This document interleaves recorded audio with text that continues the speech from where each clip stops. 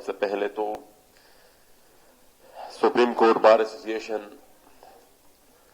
کے صدر ہمارے استاد محترم لطیف لالا اور باقی وہ تمام ادارے جن کے کولیبوریشن سے یہ پروگرام آج منعقد ہوا ہے اور ہمیں بھی اس پروگرام میں دعوت دی گئی ہے اور اپنے لیے ایک آنر سمجھتے ہیں تو مشکور ہیں ان کے کہ اس ماحول میں انہوں نے اس پروگرام کا انعقاد کیا.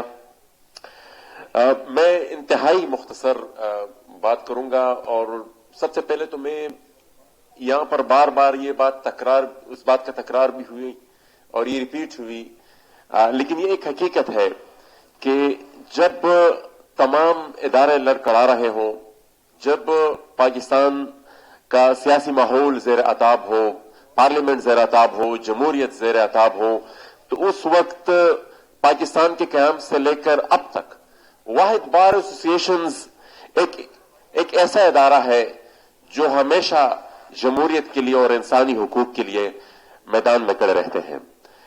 اور جب ہم سوچتے ہیں کہ وجوہات کیا ہو سکتی ہے تو میرے خیال میں وہ جو جمہوری نظام ہے، وہ جو بار ایسوسیشنز کے الیکشنز ہے، وہ جو ان کی انٹرنل ڈیموکریسی ہے، میرے خیال میں وہی ان کو وہ اسٹرینتھ بخشتی ہے جس کی وجہ سے وہ ہر قسم کے سخت حالات کا مقابلہ کر سکتے ہیں. یہاں پر یقیناً اپنے اس قوم کو، اس ملک کو ان حالات سے نکالنے کے لیے تمام اداروں پر ریسپانسبلٹی آتی ہے، جوڈیشری پہ بھی آتی ہے، ہمارے صحافی بھائیوں پر بھی آتی ہے، پارلیمنٹ پہ بھی آتی ہے، سب سے زیادہ ریسپانسبلٹی سیاسی جماعتوں پر آتی ہے. اور میرے خیال میں جس دن سیاسی جماعتوں میں وہ جمہوریت آئے جو ہماری بار ایسوسیشنز میں ہے تو میرے خیال میں اس دن ڈائریکٹ یا انڈائریکٹ یہاں پر جو امریت رہی ہے پاکستان میں اس کا آخری دن ہوگا. جب تک سیاسی جماعتوں میں انٹرنل ڈیموکریسی نہیں ہوگی میرے خیال میں اس وقت تک ہم ملک میں جمہوریت کا مطالبہ نہیں کر سکتے اور حقیقی جمہوری نظام کا قیام یہاں پر ناممکن رہے گا. کیونکہ جب تک ہم وہ ادارے نہیں بنائیں گے، جب تک وہ انسٹیٹیوشنز ہم نہیں بنائیں گے، جس پولیٹیکل انسٹیٹیوشن کے پلیٹ فارم سے پھر ہم مقابلہ کر سکے، جب پولیٹیکل ڈیسیشنز میں جمہوریت نہیں ہوگی، سیاسی پارٹیوں میں فورمز نہیں ہوں گی تو میرے خیال میں سسٹم اسی طرح ہی کنٹرول رہے گا اور ہم ایک کے بعد دوسری ایکشن ریپلے اس پورے نظام کی دیکھتے رہیں گے.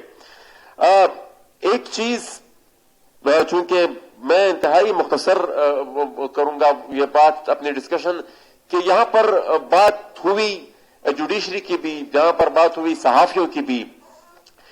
بعض ہمارے صحافی حضرات نے کافی قربانی دی ہے، بعض ہمارے جوڈیشری کے ہمارے ساتھیوں نے بھی کافی قربانی دی ہے، لیکن بعض فیسیلیٹیٹر بھی رہے ہیں، بعض سہولت کار بھی رہے ہیں ان تمام آمران اقدام کے جو پاکستان میں پچھلے عرصے میں ہم نے دیکھے ہیں.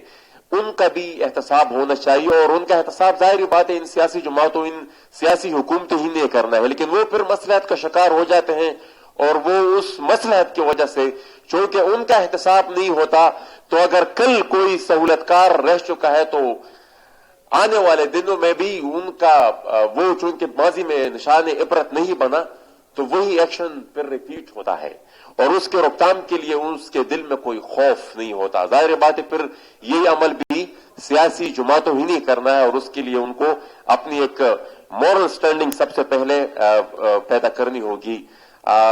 اس عمل کرنے سے پہلے ایک واحد چیز جو کہ سوشل میڈیا کے آنے کے بعد ہم دیکھ رہے ہیں کہ ایک اویئرنیس پہلی دفعہ ہم پاکستان میں دیکھ رہے ہیں اور پاکستان کی طول عرض میں دیکھ رہے ہیں. میں صرف وزیرستان کی بات نہیں کروں گا، یہ وزیرستان سے لے کر چمن سے لے کر لاہور سے لے کر کراچی تک پہلی دفعہ ہم پاکستان کے عوام میں یہ اویئرنیس ایٹ لیسٹ دیکھ رہے ہیں کہ وہ پاکستان کے موجودہ صورتحال کی ذمہ دار یہاں کی جو حکومت ہے اس کو نہیں کر رہے ہیں.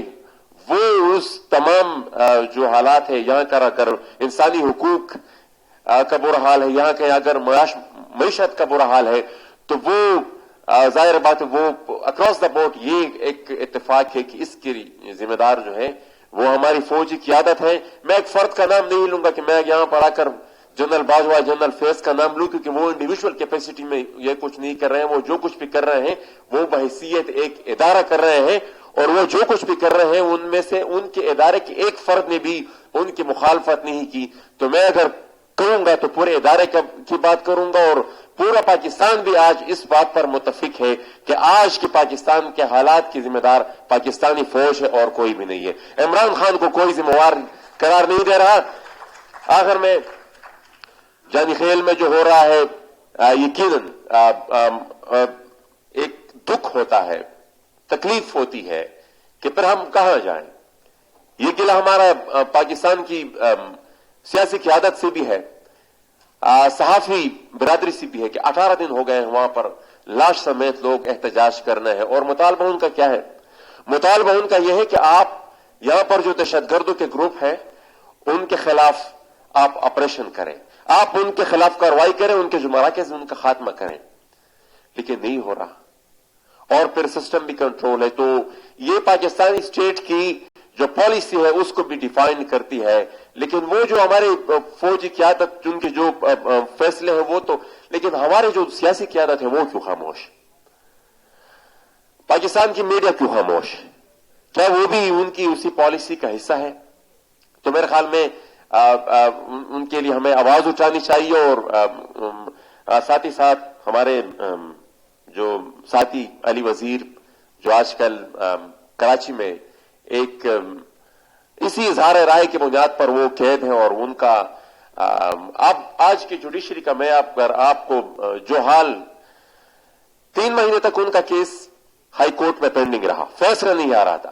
3 مہینے تک ان کا فیصلہ ہائی کورٹ ان کی بیل اپلیکیشن کا فیصلہ نہیں دے رہی تھی. 3 مہینے بعد ان کی بیل اپلیکیشن ریجیکٹ ہو گئی.